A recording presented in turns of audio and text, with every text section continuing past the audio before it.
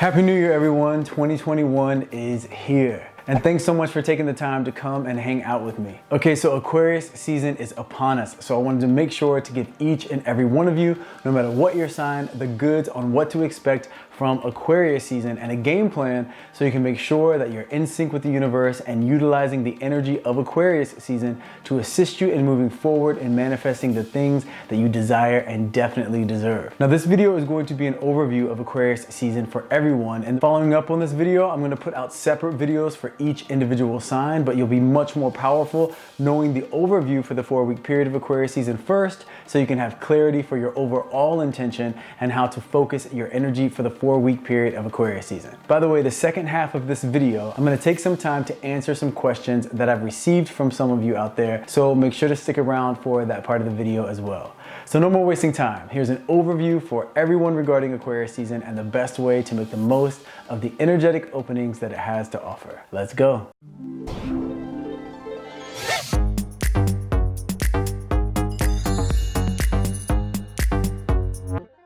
So Aquarius season begins when the sun enters Aquarius on January 19th at 3:40 p.m. and the sun will stay in Aquarius until February 18th when the sun enters Pisces. Now, since we're still in the beginning of 2021, this is the perfect opportunity for all of you to get into the flow and the rhythm of the universe, which will really help you when it comes to creating the life that you want. And it will also help you with just an overall sense of clarity, happiness, and power moving forward. The best way to do this is to make sure that in Capricorn season, which was the beginning of winter, and the beginning of 2021, that you set your main goals for the year 2021. If you haven't done that yet, make sure to do so because it will help you throughout the year when making decisions, because you'll have your list of goals as a reference point whenever something comes up and you have to make a choice. Now, don't make that list too long. The more concise and specific it is, the better you'll be at achieving your goals. With your list, make 1 or 2 goals when it comes to career and making money, 1 or 2 goals when it comes to your personal health and well-being, and then 1 or 2 goals when it comes to love and relationships. Then as you achieve those goals, you can add to your list. But starting your year off with 30 different things that you want to do can already begin to put your focus and energy into far too many places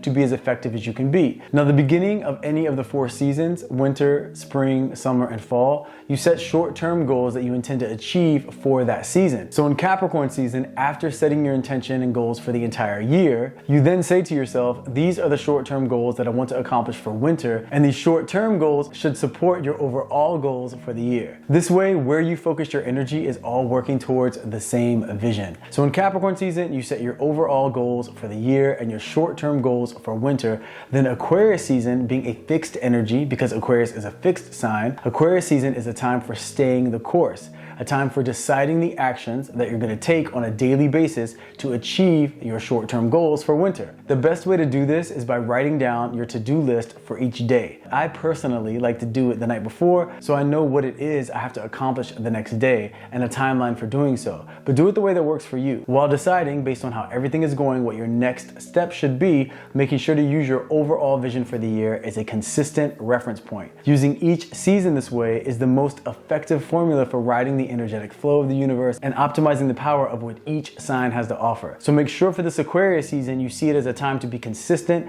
and stay focused on taking the action and creating the habits that lead to achieving that short-term winter goal. Now, when you watch the individual videos for each sign, you will know what house Aquarius season is in for you, so it will help you understand which area of your life Aquarius season will have the strongest effect on and how to make that work for you and your goals. So make sure to look out for those individual videos, because in each of those, I'll also go over the fact that during Aquarius season, we have Mercury going retrograde, we have Venus making a shift, and also the new moon of Aquarius. So I'll let you know how all of those planetary shifts affect your specific sign. All right, now since it's still the beginning of the year, I wanted to take some time to say thank you so much to all of you out there that have subscribed and supported my channel consistently. You have no idea how much it means to me that you genuinely find the information helpful and hopefully somewhat entertaining. So as a thank you, I wanted to answer a few questions that I've received from some of you out there. So if you like this type of video where I answer some questions from the comment section, then I'll definitely start to do this more consistently. And if you enjoy this format and you have a question that you want answered,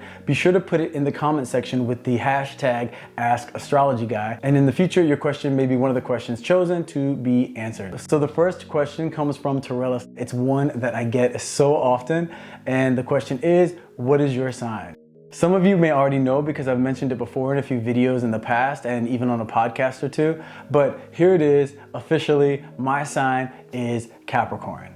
I am sun sign Capricorn, moon sign Cancer, and rising sign Cancer. All right, next question comes from Corinne B. She says, I thought your sun sign is the spiritual path and your rising sign is the physical. I'm confused. This is a great question. In all of my horoscope prediction videos, I tell each of you that you can watch it from the perspective of your sun sign, which would be the more physical path, and your rising sign, which would be the more spiritual path.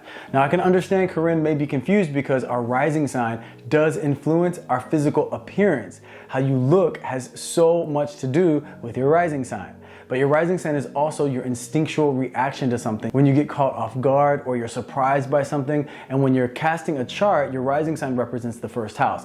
So when you're watching a video, like the video I put out on the Great Conjunction, and you're watching from the perspective of your rising sign, I consider that to be the more spiritual path because your rising sign represents that instinctual part of you before you have time to think or analyze, whereas your sun sign represents your conscious mind and how you see the material world operating more in the physical plane as opposed to the spiritual. So it's always good to watch those videos from both perspectives so you get a grasp on the physical world and what's in store relative to your sun sign, and the spiritual journey navigated by your instincts and intuition, which would be from the perspective of your rising sign. But when it comes to how you physically look, yep, Corinne, that would be your rising sign. Okay, the third and final question comes from Sarah Valdatero on my video about the Great Conjunction. And she says, I'm a Cancer, and the video was on point. Great, thanks Sarah, I'm glad it was on point. Then she goes on to say, I've been struggling with finding my truth. Does anyone have any advice? I just don't know how to do that. Well, Sarah, first let me tell you, you are not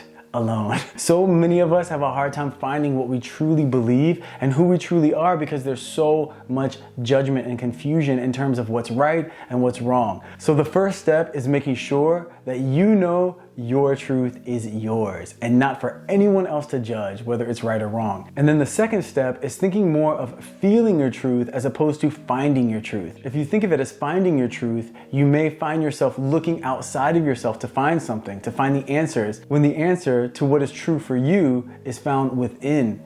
And it all comes from being in the present moment and checking in with yourself to honestly ask yourself, how do you feel about certain situations or about certain things or about certain people? Not labeling them as good or bad, but just genuinely asking yourself, does this feel right for me? Is this in my soul's best interest? And not worrying if someone thinks that you're right or wrong. Because like I said, you get this one life as Sarah, and it's your job to love yourself enough to make sure that you check in with yourself and say, what do I want? What excites me? Where do I truly find enjoyment? Knowing that sometimes answering the question of what you don't want can help you get to what you do want. The important thing is, don't pressure yourself. Don't judge yourself. Just be honest with yourself in each present moment in terms of what feels right for you. Knowing that your truth is unique to your experience, and as you grow in life and you make choices, experience failures, experience setbacks, accomplishments,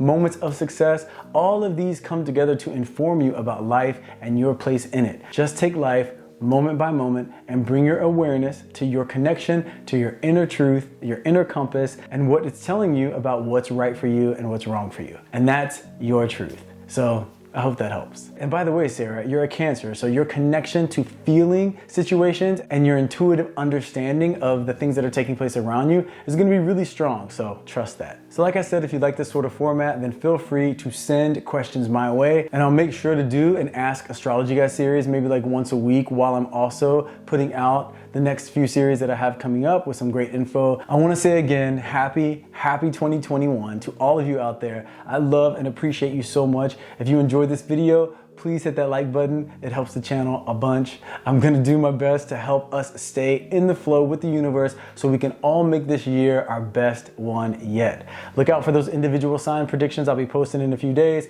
Thanks so much for taking the time to come and hang out with me, and I will see you in the next video.